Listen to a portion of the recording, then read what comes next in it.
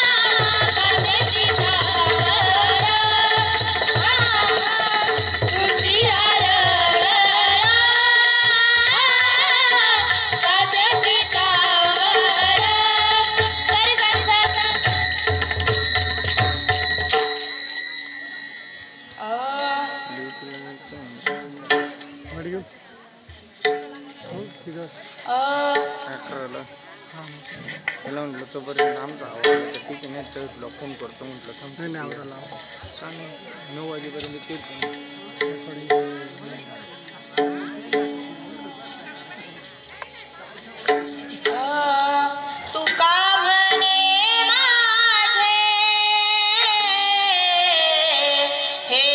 सर्व सुख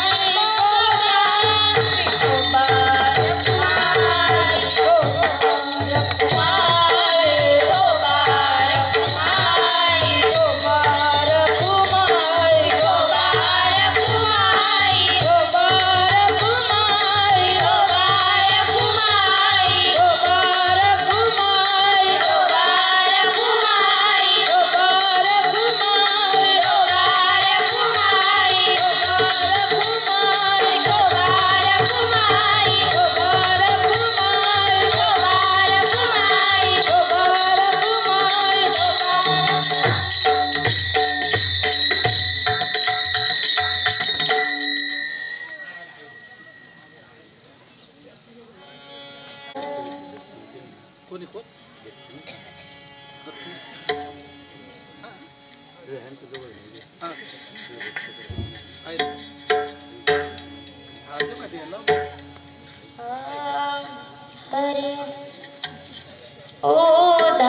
उधाराचा संदेह नाही, उधाराचा संदेह नाही, उधाराचा संदेह नाही, उधाराचा संदेह नाही.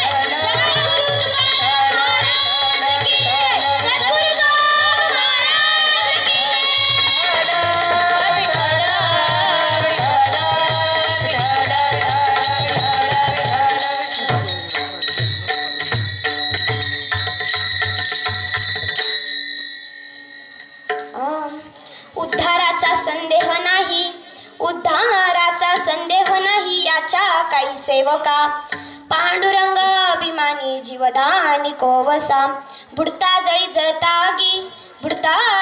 जळता गी ते प्रसंगी राखावे पांडुरंग अभिमानी जीवदानी कोवसा तुका म्हणे आम्हासाठी कृपा पोटी वागवी पांडुरंग अभिमानी जीवदानी कोवसा विठ्ठल विठ्ठल विठ्ठल कलावज्ञ जियोधरार्थावतारम कलंकांकिते ज्योतिका मोदी वक्त्रम खलानीश बाधापनुदार दक्षम समाधिस्थ मूर्तिं भजे ज्ञानदेव ओम नमो ज्ञानेश्वरा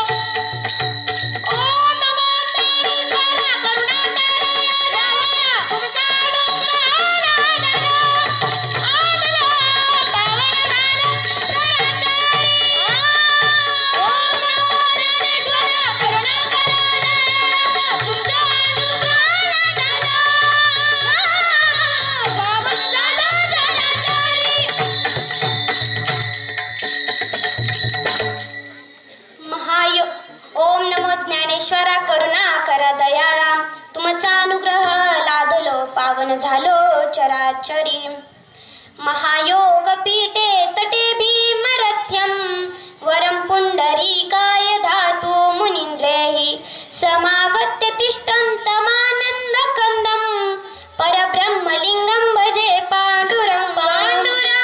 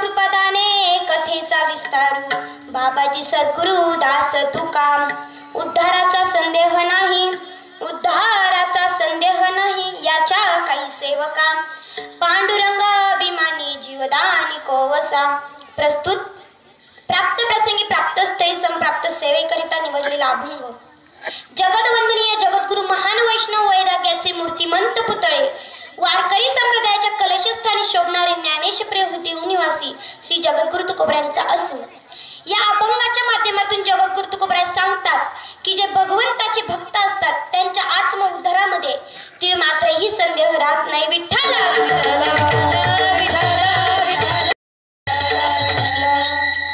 प्रस्तुत चिंतनाला सुरुवात करण्या अगोदर अल्पसा परिहार देणे गरजेचे आहे आणि तो म्हणजे असा की आपण सर्वात मोठे भाग्यवान आहोत की आपण पवित्र अशा भारतभूमीमध्ये जन्माला आलो की ज्या पवित्र भूमीमध्ये ज्ञानोबराय तुकोबराय झाले.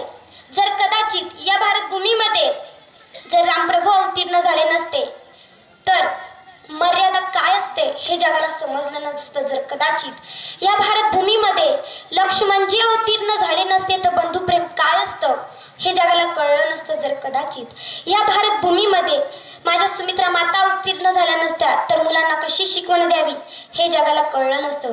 या भारतभूमीमध्ये रामप्रभू अवतीर्ण झाले त्यांनी आपल्या रघुवंशाची रीत जगाला दाखवून दिली की रघुकुल रीती सदा चली आई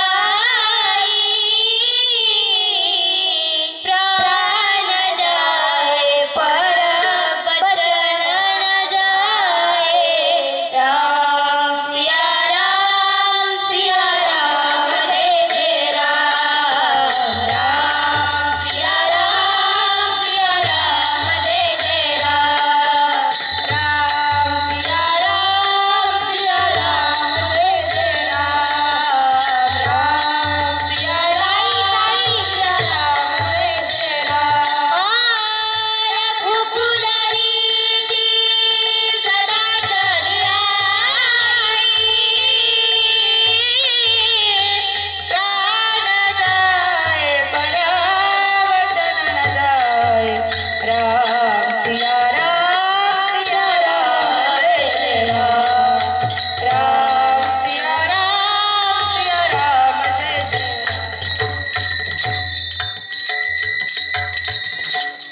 खऱ्या अर्थाने मर्यादा काय असते हे माझ्या रामप्रभूंनी जगाला दाखवून दिली. वचन रक्षणासाठी राज्यवैभवाचा त्याग काय असतो हे माझ्या रामप्रभूंनी जगाला दाखवून दिले. जर कदाचित या भारतभूमीमध्ये लक्ष्मणजी अवतीर्ण झाले नसते तर बंधुप्रेम काय असते हे समजलं नसतं. ज्यावेळेस रामप्रभूंना 14 वर्षाचा वनवास देण्यात आला ही गोष्ट लक्ष्मणजींना कळाली. लक्ष्मणजी ताडताड करत कौशल्या मातेच्या महलामध्ये आले. त्या ठिकाणी कौशल्या माता रुदन करत होते आणि रामप्रभू कौशल्या मातेला समजावित होते. लक्ष्मणजी म्हणतात, दादा मी ऐकलेली गोष्ट खरी आहे का? अरे मी असं ऐकले तू 14 वर्ष वनामध्ये जाणार आहे. उद्या तुझा राज्याभिषेक आहे आणि आज तू वनामध्ये जाणार आहे. हा अन्याय आहे आणि या अन्यायाला वेळीच प्रतिबंध घातला पाहिजे. दादा ज्यांनी कोणी तुला हे वचन दिलंय ना त्याला मी जिवंत सोडणार नाही. त्यावेळेस रामप्रभू म्हणतात, नाही लखन आपल्या वडिलांनी आपल्या आईला दिलेले हे वचन आहे आणि हे वचन पूर्ण करण्याची जबाबदारी आपली आहे. म्हणून मला 14 वर्ष वनामध्ये जावं लागणार आहे. त्यावेळेस लक्ष्मणजी म्हणतात, दादा तू जर वनामध्ये जाणार असेल ना तर मीही तुझ्या बरोबर 14 वर्ष वनामध्ये यायला तयार आहे. काय बंधुप्रेम आहे माय बाप्पानं. त्यावेळेस रामप्रभूंच्या मुखात वाक्य की नाही लखन नीतिशास्त्र काय सांगतंय एका राज्य सांभाळण्यासाठी एखाद्या जबाबदार व्यक्तीची गरज लागते आणि ती जबाबदार व्यक्ती म्हणजे तू आहे. कारण भरत आणि शत्रुघ्न सुद्धा मामाच्या गावी गेले. सध्या बाबांची तब्येतही व्यवस्थित नाही म्हणून तू माझ्या बरोबर येण्याचा हट्ट सोड आणि या अयोध्येमध्ये राहा. लक्ष्मणजी म्हणतात, वा दादा वा, तू माझ्यापेक्षा मोठा आहे, ज्येष्ठ आहे, श्रेष्ठ आहे. तू मला नीती शिकवलीच पाहिजे आणि मी ती ऐकलीच पाहिजे. पण दादा आज तुला सांगतो तुझी कुठलीच नीती ऐकणार नाही. कारण दादा ज्याला कीर्तीची गरज असते तो करेल ना नीतीचा विचार. ज्याला मुक्तीची गरज असते तो करेल ना नीतीचा विचार. पण मला कीर्तीही नको आणि मुक्तीही नको. मला फक्त आणि फक्त माझा रामदादा पाहिजे. दादा अरे ज्या अयोध्येमध्ये राम नाही त्या अयोध्येमध्ये काहीच काम नाही. यालाच म्हणतात बंधुप्रेम की जहा राम वहा लक्ष्मण पायो. जर लक्ष्मणजी या भारत भूमीमध्ये अवतीर्ण झाले नसते तर बंधुप्रेम काय असते जगाला समजलं नसतं. ज्यावेळेस लक्ष्मणजी सुमित्रा मातेची आज्ञा घेण्यासाठी जातात, आई रामदादा 14 वर्ष वनामध्ये जाणार आहे. सुमित्रा मातेचे नेत्र सजीर झाले आणि सुमित्रा माता म्हणाला, लखन जर माझा राम 14 वर्ष वनामध्ये जाणार असेल तू इथे कशाला आला?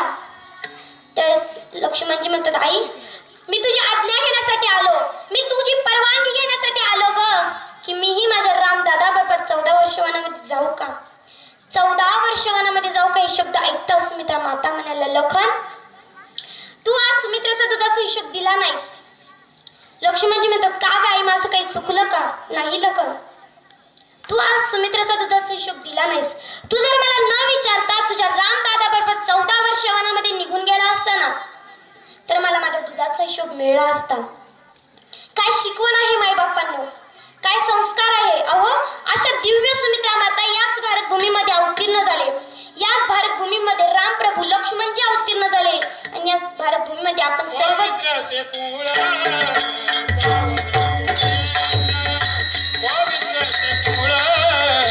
पावन तो देश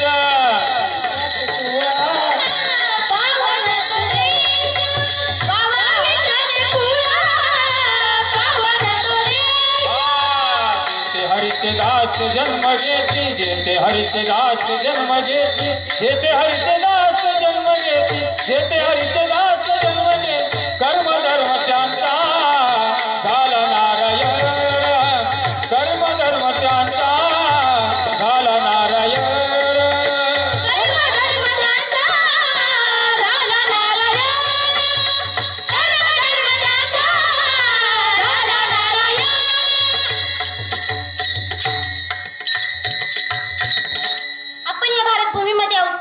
जन्माला आलो हे आपलं पहिलं भाग्य. आपलं दुसरं भाग्य हे आहे की या भारत भूमीमध्ये आपण जन्माला आलो आणि लहानाचे मोठे झालो, की ज्या भारत भूमीमध्ये ज्ञानोबरांचे तुकोबरांसारखे संत होऊन गेले, की ज्या भारत भूमीमध्ये धर्मवीर संभाजी महाराजांसारखे, छत्रपती शिवाजी महाराजांसारखे शूरवीर होऊन गेले. मायबाप्पांनो, आजही तुम्ही भंडारा डोंगरावरती जा आणि त्या भंडारा डोंगरावरची माती उचलून कानाला लावा.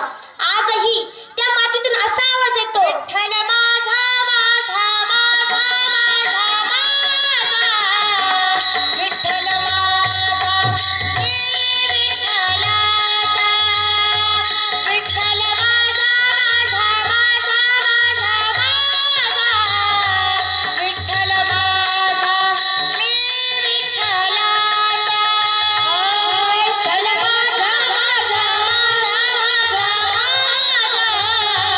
विठ्ठल माझा मी विठ्ठलाचा, विठ्ठल माझा विठ्ठल माझा माझा माझा माझा माझा, विठ्ठल माझा मी विठ्ठलाचा, विठ्ठल माझा माझा माझा माझा माझा, विठ्ठल माझा मी विठ्ठलाचा, विठ्ठल माझा माझा माझा माझा माझा, विठ्ठल माझा मी विठ्ठलाचा.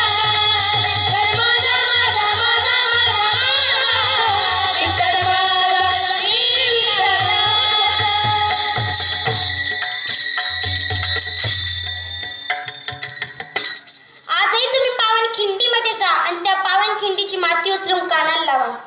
आजही त्या मातीतून असा आवाज येतो, पोचला का रे शिवबा गडावरती, झाला का रे तोफेचा आवाज. एवढी महाराष्ट्राची माती महान आहे आणि याच महाराष्ट्राच्या मातीमध्ये धर्मवीर संभाजी महाराज झाले, छत्रपती शिवाजी महाराज झाले आणि याच महाराष्ट्राच्या मातीमध्ये आपण सर्व लहानाचे मोठे झालो.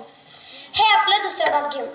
आपलं तिसरं आणि शेवटचं भाग्य हे आहे की जगामध्ये सर्वात सुंदर असणारा हा वारकरी संप्रदाय आणि या वारकरी संप्रदायाची पताका, या वारकरी संप्रदायाचे आचार विचार ज्ञानोबरायांनी तुकोबरायांनी तुमच्या आमच्या खांद्यावर दिलेले आहे. तुमच्या मार्गदर्शनाखाली हा कार्यक्रम चालू आहे. इथे गायक वादक मंडळी अतिशय सुंदर आहे. या कार्यक्रमाचं कौतुक जर माझ्या ज्ञानोबरायांच्या भाषेत करायचं म्हटलं तर ते असं करता येईल की प्रथम वैसाकाळी लावण्याची नवहाळी प्रगटे जैसे आगळी अंगणांगी. या कार्यक्रमाचं प्रत्येक अंगणांगी लावण्यपूर्ण अशा स्वरूपाचं आहे आणि अशा दिव्य कार्यक्रमामध्ये माझ्या वाटेला आलेली कीर्तनरूपी सेवा विठ्ठल विठ्ठल विठ्ठल प्रस्तुत अभंगामध्ये जगद्गुरु तुकोबराय सांगतात की आत्मउद्धारामध्ये तीळ मात्रही संदेह राहत नाही. उद्धाराचा संदेह नाही याच्या काही सेवका. आपण जर या मृत्यूलोकातील वाङ्मयांचा विचार केला तर प्रामुख्याने आपल्याला 3 वाङ्मय पाहता येईल. पहिलं औपनिषदीय वाङ्मय, दुसरं स्मार्त वाङ्मय, तिसरं संत निर्मिती वाङ्मय. औपनिषदीय वाङ्मय असू द्या, स्मार्त वाङ्मय असू द्या, संत निर्मिती वाङ्मय असू द्या, या 3ही वाङ्मयांचा एकच निर्धार आहे की या मानवी देहामध्ये आलेल्या व्यक्तीने आत्मउद्धार करून घ्यावा. आता कुणी म्हणेल ताई, या मानवी देहामध्ये करण्यासारख्या तर असंख्य गोष्टी आहेत, या सर्व बाजूला ठेवून तुम्ही म्हणताय की आत्मउद्धार करून घ्या, आत्मउद्धार करून घ्या. हो, तर याचे अनेक कारण मीमांसाशास्त्रामध्ये आलेले आहे. आपण 2-3 कारणे पाहू आणि पुढे चालू. विठ्ठला विठ्ठला विठ्ठला